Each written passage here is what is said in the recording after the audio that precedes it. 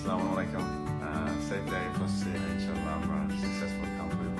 Asian cup বাছাইয়ের গুরুত্বপূর্ণ match সামনে রেখে দেশে ফিরেছেন ইংলিশ প্রিমিয়ার লিগের তারকা ও বাংলাদেশি বংশোদ্ভূত মিডফিল্ডার হামজা দেওয়ান চৌধুরী। আগামী 9 অক্টোবর চায়নার বিপক্ষে মাঠে নামবে বাংলাদেশ জাতীয় ফুটবল দল। সেই ম্যাচের প্রস্তুতির জন্য সোমবার 6 অক্টোবর সকালে ঢাকায় এসে পৌঁছান হামজা। দেশে এসে সমর্থকদের উদ্দেশ্যে হামজা দিয়েছেন এক উচ্ছ্বসিত ভিডিও বার্তা।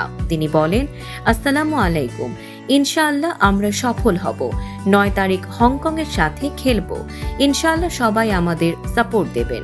এটি হবে জাতীয় দলের জার্সিতে তার চতুর্থ ম্যাচ। এর আগে ভারতের ও সিঙ্গাপুরের বিপক্ষে এশিয়ান কাপ বাছাই এবং ভুটানের বিপক্ষে এক প্রীতি ম্যাচ খেলেছেন হামজা। গত 4 জুন ঢাকায় ভুটানের বিপক্ষে একমাত্র গোলটি করেছিলেন তিনি।